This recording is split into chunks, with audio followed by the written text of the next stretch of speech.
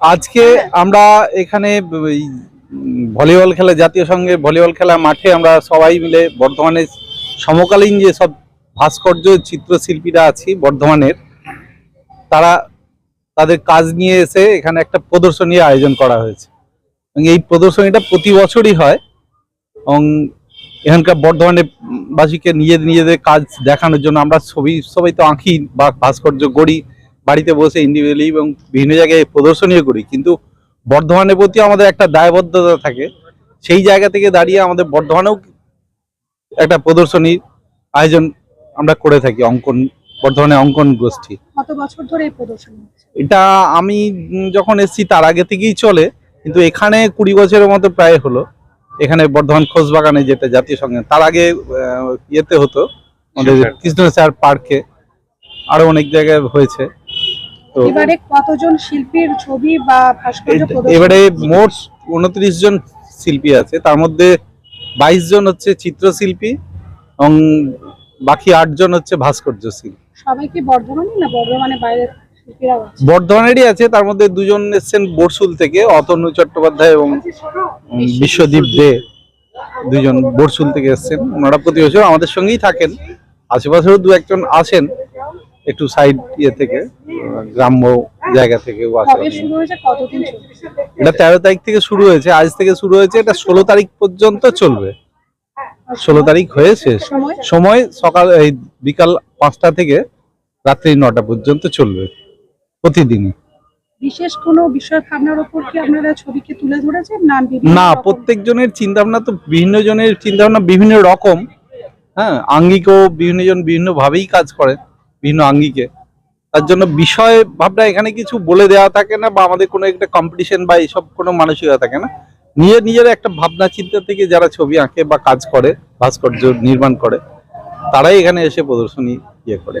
এবং উল্লেখযোগ্যভাবে রয়েছে পূর্ণেন্দু দে রয়েছেন, ক্ষীরোদ বাবু রয়েছেন, ক্ষীরোদ বিহারী ঘোষ বর্ধমানের বর্ষিয়ান চিত্রশিল্পী, অনুপ দা আছেন, শ্যামল বরণ সাহা আছে, বিশ্বনাথ দে আছেন, শিবশঙ্কর কুন্ডু এবারে দিতে পারেননি, উনি খুব অসুস্থ। হ্যাঁ, আরো অনেকজন আছে। এই যে অঙ্কনের চিত্রশিল্পী এর প্রদর্শনী হচ্ছে, এটা কি বর্ধমানের বাইরে আপনারা নিয়ে যাওয়ার কোনো পরিকল্পনা রয়েছে? বর্ধমানের বাইরে আমাদের হয়েছে, আগের বার হয়নি একবারে তা নয়, 2-1 বছর বোধহয় আমাদের হয়নি। তাছাড়া আমাদের কলকাতায় একাডেমি অফ ফাইন আর্টস হয়েছে, রাজ্য চারুকলা পরিষদের যে তথ্য কেন্দ্র আছে, তথ্য কেন্দ্রের যে গ্যালারিটা আছে, গগনেন্দ্র প্রদর্শনশালাতেও হয়েছে। এবং অন্য কোথা থেকে যদি আমন্ত্রণ আসে, আমাদের ইচ্ছা আছে যে আমরা সেখানে গিয়েও প্রদর্শনী করতে, জায়গায় ছড়িয়ে দিতে পারি। আমরা মনে হয় এটা ভালো হবে জিনিসটাকে, কারণ ছবি তো আমরা আঁকছি ঘরে যেমন আবদ্ধ রাখার জন্য না, এটাকে কোথাও গিয়ে প্রকাশ করার জন্য এটা ইয়ে করে রাখি।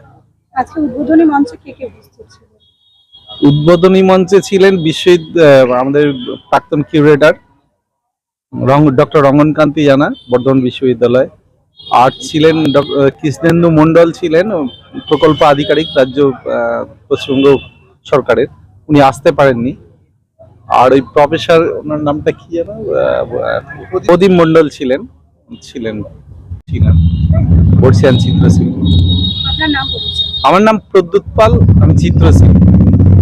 এখানে আরো সাহা আছে, তারপর আছে আমাদের ভার্গব মুখার্জি, অপূর্ব নন্দী, পার্থসারথী মন্ডল, অনেক আছে।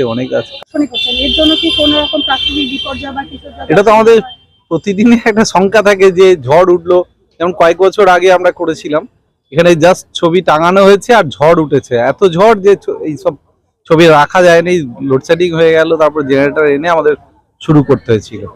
এবং সেটা তো শঙ্কা থাকি। বর্ধমানে তো পার্মানেন্ট গ্যালারি বলে কিছু নেই এখনো পর্যন্ত, যেটা ছিল কৃষ্ণ স্যার পার্কে, ওটা তো বন্ধ হয়ে আছে। সৃজনী আর্ট গ্যালারি আর্টিস্টদের জন্যই হয়েছিল, কিন্তু সেটা সংস্কার করা হয় বা আপনাদের চিত্র প্রদর্শনী করতে পারে, তার জন্য কি সব প্রশাসনের কাছে কোনোভাবে আবেদন? হ্যাঁ, ওটা তো বর্ধমান ইউনিভার্সিটির বা উচ্চ পরিষদের আন্ডারে ওটা একবার অ্যাপ্লিকেশন দেওয়া হয়েছিল, কিন্তু ওনারা আশ্বাস দিয়েছিলেন, কিন্তু কাজের কাজ কিছু হয়নি।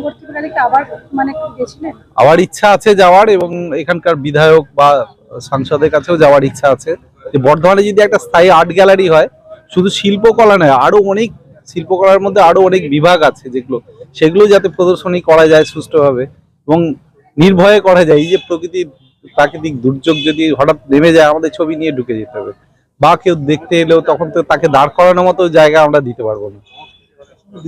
সংস্কৃতির ওখানে হতে পারে, সংস্কৃতি লোকমঞ্চের ওখানে হতে পারে, বা উদয়চাঁদ গ্রন্থাগারে, এরকম জায়গায় যদি হয়, আমরা শুধু বর্ধমান কেন, বর্ধমানের আশেপাশে যারা সব যেসব গ্রামগুলো আছে সেখানকার শিল্পীরা এসেও প্রদর্শনী করতে সুযোগ পাবে। কারণ আমরা বর্ধমানে কিজন মাত্র এখানে করেছি, কিন্তু বর্ধমানে জেলার মধ্যে প্রচুর শিল্পী আছে যারা বাইরে গিয়ে বিখ্যাত হয়ে আছে বা প্রচুর ভালো কাজ করছে, তাদেরকেও আমরা এখানে এনে আমরা নিজেরাও অনেকটা সমৃদ্ধ হতে পারবো।